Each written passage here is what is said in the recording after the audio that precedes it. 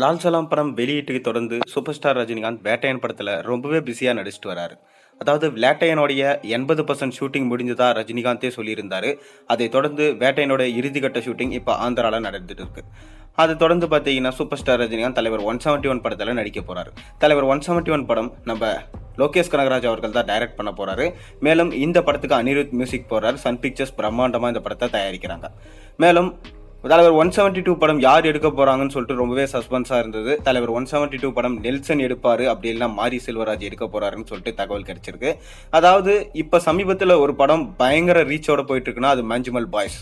இந்த படத்தை பார்த்தீங்கன்னா குணா படத்துடைய சாயல்லையும் குணா படத்தில் இருக்கிற அந்த கொகை எல்லாத்தையுமே காமிச்சதுனால இப்போ பரபரப்பாக பார்த்தீங்கன்னா இந்த படம் எல்லா இடத்துலையும் 100 கோடியை தொட்டு அதுக்கு மேலே வசூல் செஞ்சு போயிட்டு இருக்கு.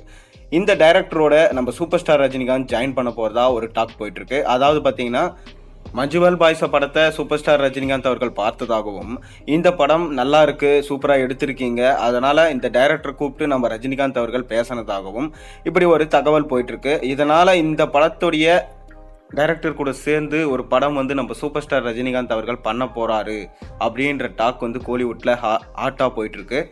இது எந்த அளவுக்கு உண்மைன்னு சொல்லிட்டு இன்னுமே தெரியல. ஆனால் ஒரு பக்கம் கமலும் பார்த்தீங்கன்னா இந்த டைரக்டரோட ஜாயின் பண்ண போறாருன்னு ஒரு பேச்சு அடிபட்டுட்டு தான் இருக்கு. ஏன்னா கமலோடைய குணா படத்தோட சாயலில் தான் இந்த படம் இருக்கு. அந்த குணா படத்தோடைய அந்த குகை எல்லாத்தையுமே காமிச்சு இருந்ததுனால கமல்ஹாசனை வச்சும் ஒரு படம் பண்ணுவார் அப்படின்னு சொல்லிட்டு டாக் போயிட்டு இருக்கு.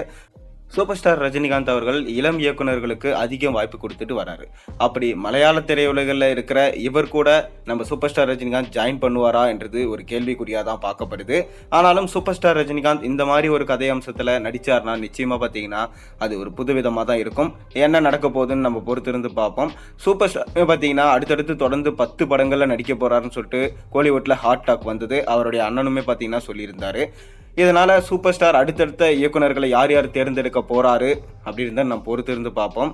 மேலும் நீங்கள் சேனலில் போகிற ஒரு முடிச்சுதான் மறக்காமல் சப்ஸ்கிரைப் பண்ணுங்கள். நீங்கள் ரஜினி ஃபேனாக இருந்தால் இந்த வீடியோக்கு ஒரு லைக் போட்டுருங்க.